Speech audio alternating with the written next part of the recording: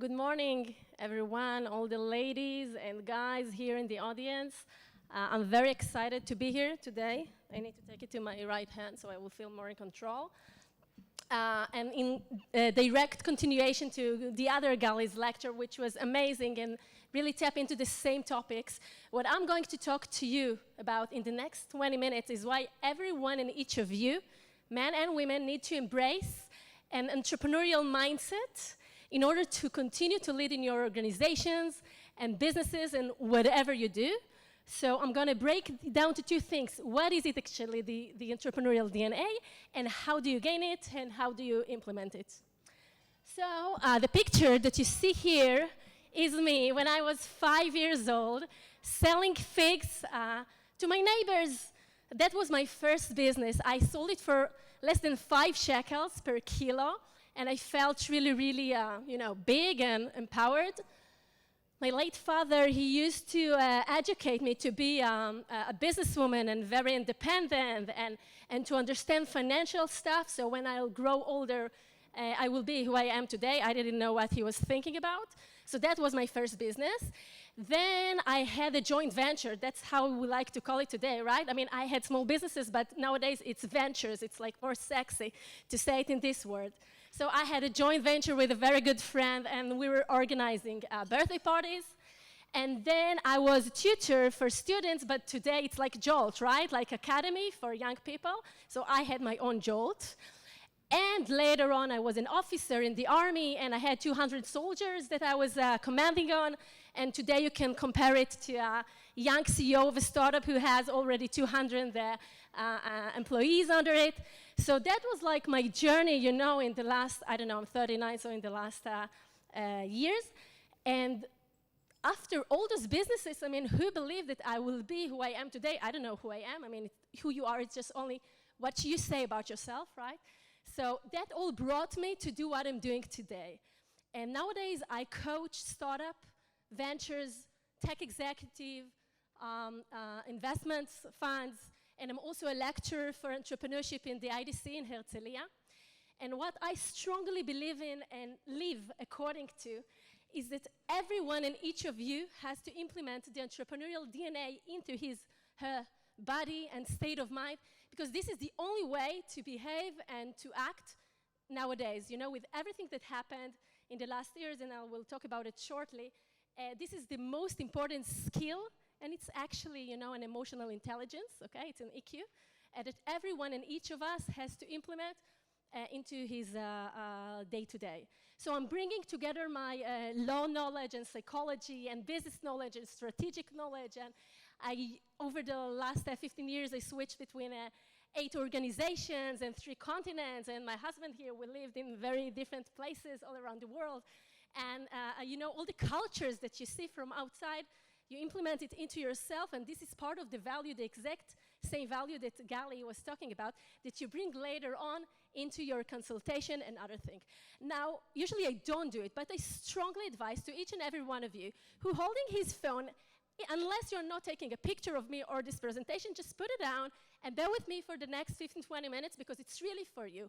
And in order to change your mindset, you really have to be present, okay? It's not just to get later on the presentation and just read it. You really have to be here and now and to try to do this process within you. So, Sheryl Sandberg said, a long time ago, that women all around the world should control their destiny and lead in.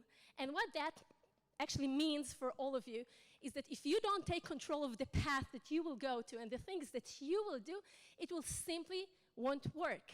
You need to control your destiny, and you need to put all your efforts and endeavors in order to take yourself to wherever you want to go. And like Dr. Seuss said, if you go out, there are many amazing places out there, right? So that's what I strongly believe in. And in my doing, I really act according to it. People always say you have to walk the talk. So it's a cliche, but it's true.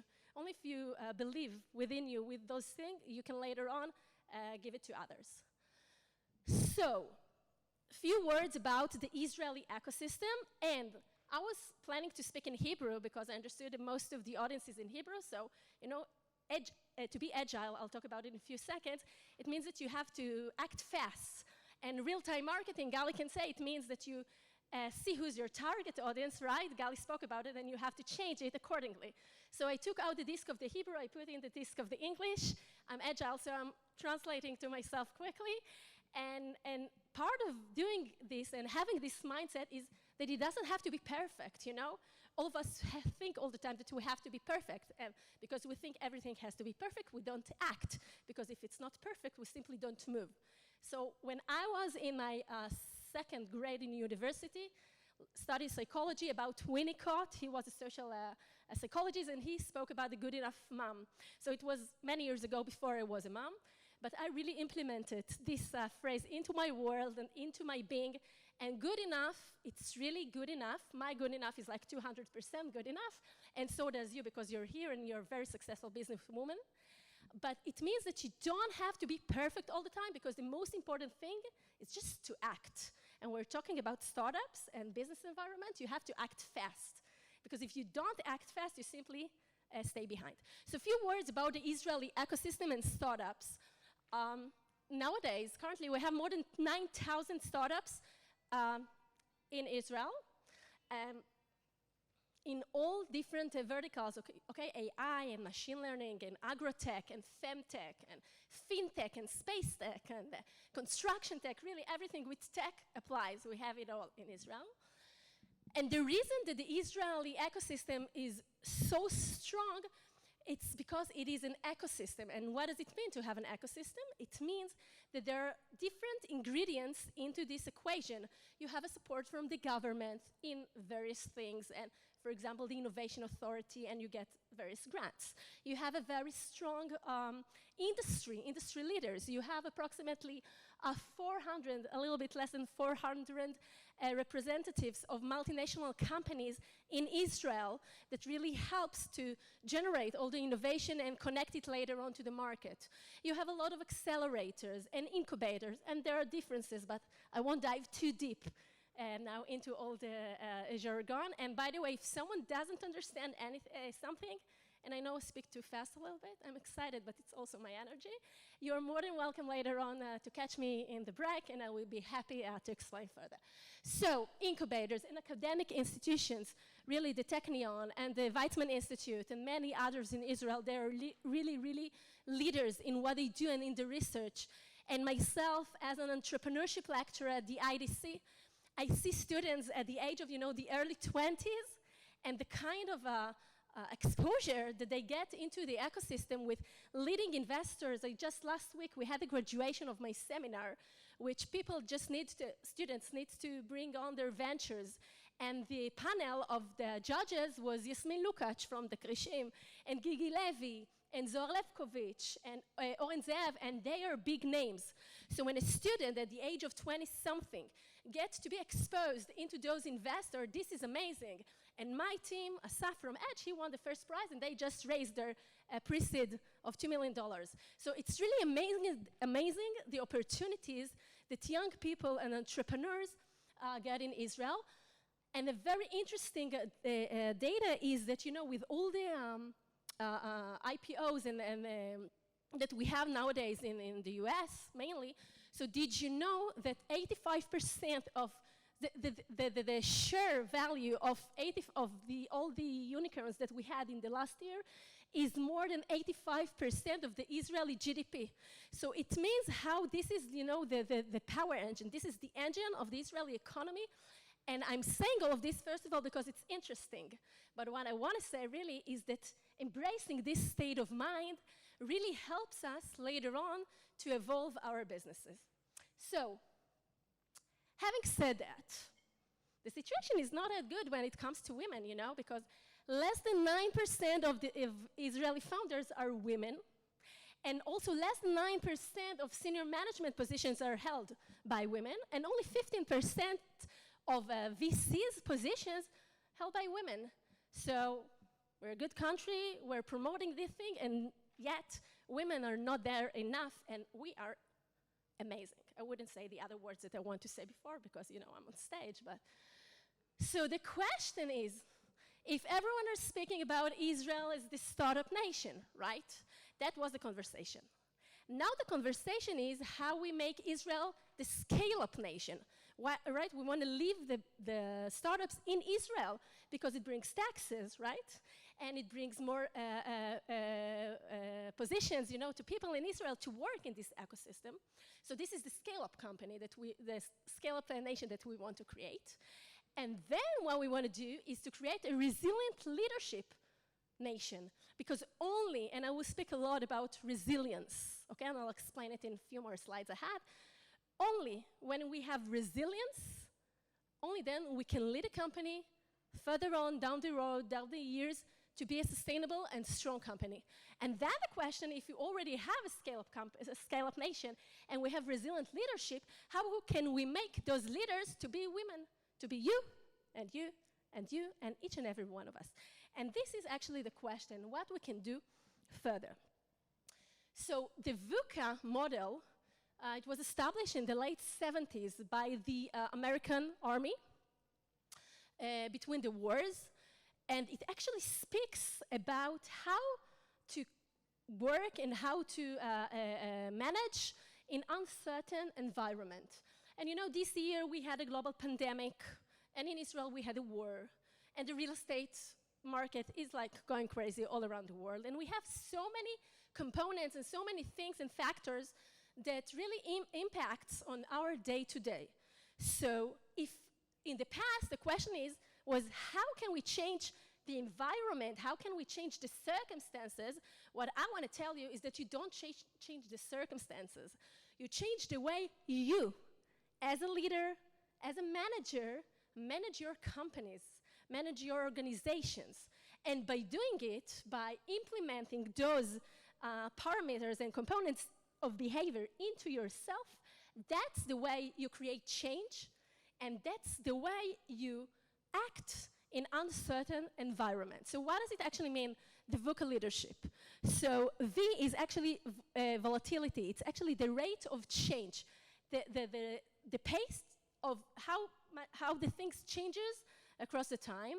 And uncertainty is, we're not clear about the present and we don't really know how to act. This is the uncertainty. And the complexity, we always like to say in Hebrew, in English, complicated. But complex is not complicated, okay? There's a huge difference. And this is a state of mind difference, because if you look at things as complicated, you won't act. But if you will look at things as complex, you just understand that it includes various components, and you can break it into small parts, right, Michal? And then, I see you understand what I'm saying. So if you break it into small things, into small parts, then it's not complex anymore, okay? And then it's much easier to work with it. And ambiguity is actually the lack of clarity. I mean, sometimes we feel like there's a fog, right? We don't really know how to act. But we need to embrace it, and we need to accept it, because that's the way it is sometimes. The pandemic began like a year and a half ago. No one knew. I'll take questions in a few minutes, okay? Is that okay? Thanks. No one knew actually how to deal with it, and this is something we need to understand, that it's part of life. So when we understand that we're living in a VUCA environment, which in short, it means that it's uncertain, the question is, what can we do about it? And as I said a few minutes before, it's a matter of personal work. And you have here a few tips about what can be done in order to work in this kind of environment. So we have to be passionate and bold, and I'll explain about it in a second. And we have to be mindful and attendant, and we have to be proactive, and we have to be agile. And now I want to talk a little bit further about each one of these things, the strategies that we need to act accordingly in order to cope with uncertain environment, okay? So do you see the why here? Everything starts with a why. Everything begins with a why. And there are many wonderful books about it, but only when you understand your inner why do you want to do the next thing that you do, only then you can act. And when things will get tougher, you will connect to your why all the time from the beginning, and that will help you to go further and to continue with all your might. So, who else is an amazing example to speak about this why than Dr. Orna Berry? And she was actually, she was the first woman chief scientist many years ago, and she's an amazing businesswoman, and she was and is leading many tech companies. And she was a very senior in Dell EMC.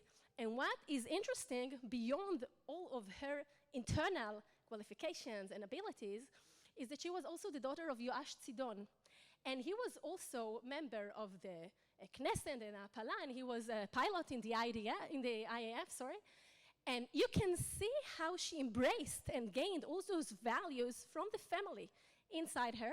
So later on, it also served her during her business career and all the amazing stuff that she did. Iris Shur is an amazing entrepreneur. I just interviewed her like 2 months ago in my podcast. And she brings a totally different kind of leadership into her startup. It's her third startup, and she has been through a lot during her way, and she is a very successful CEO in Israel, very well known, because she brings a very balanced approach into her management. So you can see that there is no right solution that fits all. Each and every one of us needs to understand who he is, who she is, and to understand what is the right way for her or him to act in those circumstances. Adita Tarko she's the CEO of House. House is an amazing platform for design and for restructuring of the house. And its valuation now is more than $4 billion. And Adi and Alon, her husband, they only wanted to renovate their house, you know? And then she was a tech leader, and then she started to look for solutions, and she simply understood that there is no good solution. There is not right platform, right? You spoke about platforms that connects the supply and demand and the structure of everything. So she simply created one, okay? And House nowadays is an amazing SaaS company and a marketplace, and it's really doing well.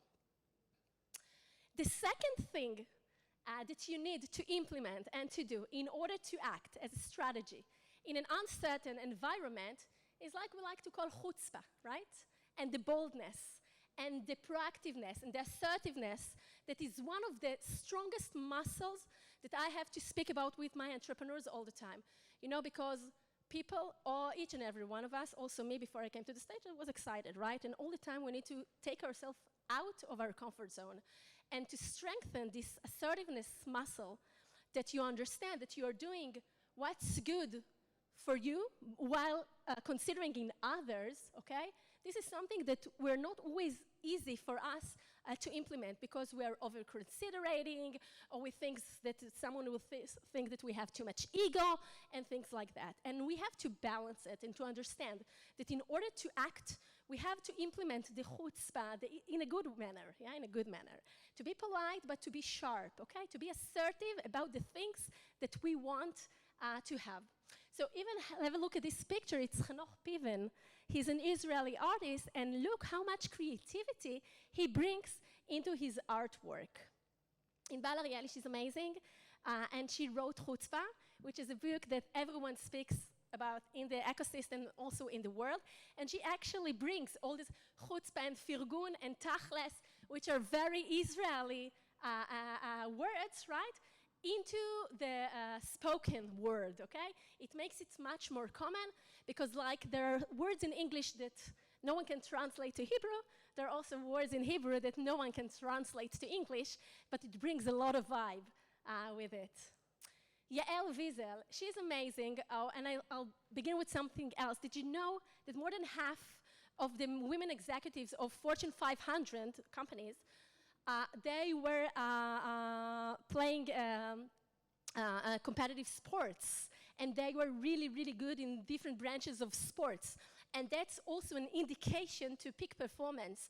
And many of the research that is done about entrepreneurs also taking from psychology and sports psychology to understand how to measure it and how to help people which are operating in peak performance all the time.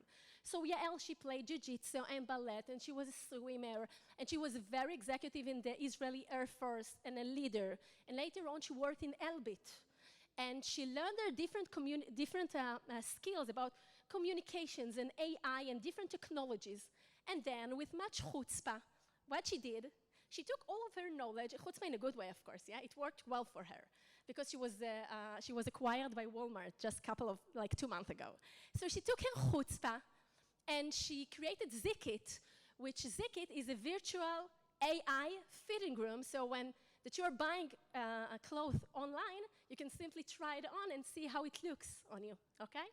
So this is another amazing example of how you take technologies from the army or from Elbit and you implement it into a total different market and vertical.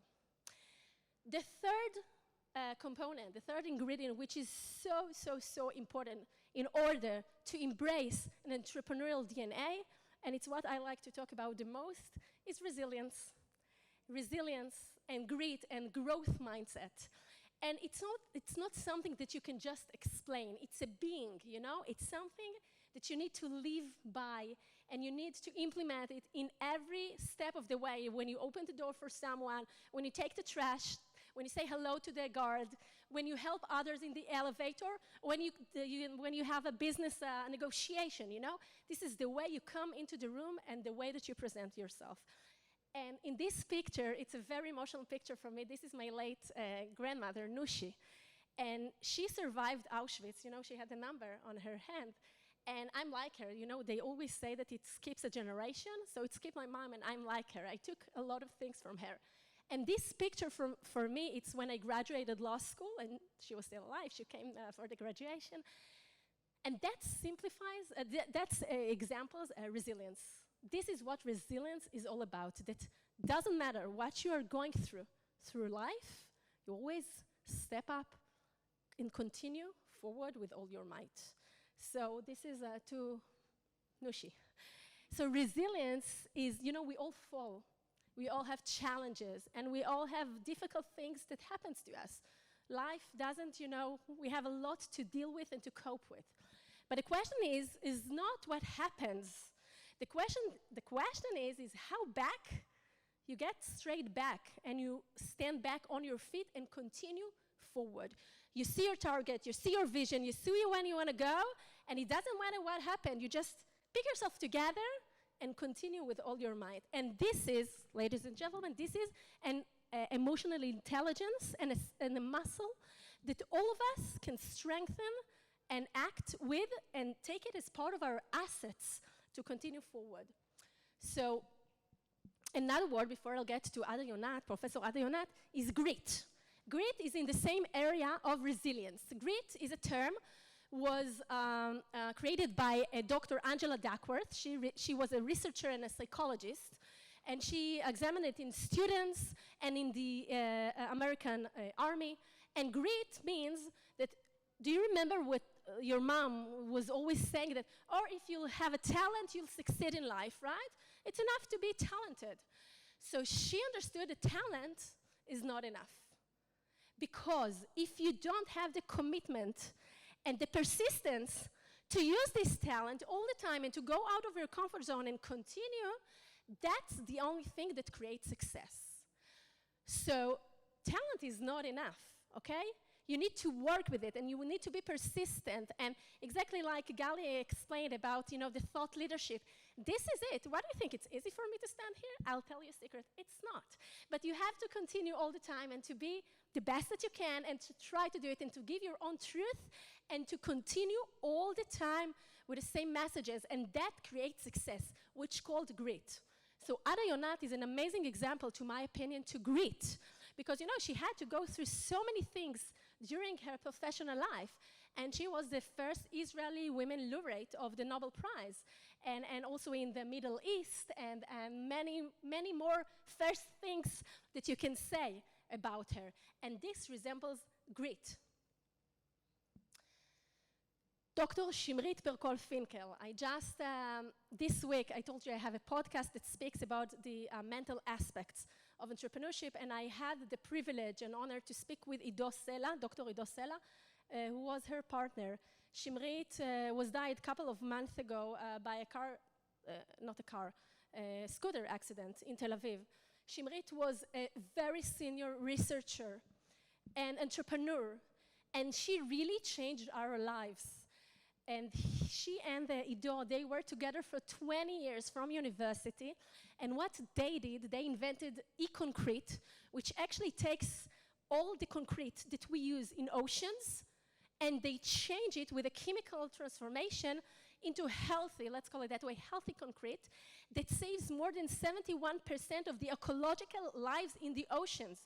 Now that impacts the global warming and the emission of all the gas that we are now dealing with, and that really creates an impact on our day-to-day lives. And Shimrit she won really amazing prizes in the UN and in Europe and with Sir Richard Branson. And it was so important for me to put here her picture to recognize her because this is how resilience looks like, because she's not here anymore, unfortunately. But her vision and her values are deep inside her company. And Ido told me, next week I will upload the episode with him, so you're more than welcome to hear. But you know, he told me it was so sad. But the day after, we just sat all together with tearing eyes, and we said, how do we move on from here with all the sadness? And it was a big pain inside. But this is how resilience looks like, that we're dealing with all the challenges and the things that life brings us, but we bounce back to the center and we continue. So this is in memory of dear Shimrit. So, you know, working with startups and with leading CEOs in the tech arena, this is how their lives look like, you know? It's a roller coaster all the time of the manic depressive sequence, and I'm not talking about the abnormal of the DSM. I'm talking about what we feel. We get an investment, we don't get an investment. It's all the time dealing with it. And the question is how we actually balance it, okay? And how we bear and cope with this feeling. So, as I told you, part of having the right mindset and growth mindset is understanding and clarifying what is our vision, what are the values that we work accordingly, and then from this, we understand the work plan and the OKRs and the objectives and all the things that we need to do in order to make this vision a reality. But it has to be very much connected to our why. Do you remember the why from the beginning? The why and our values and our vision. And that's the only thing that helps later on leading entrepreneurs and CEOs to continue to lead with all their might.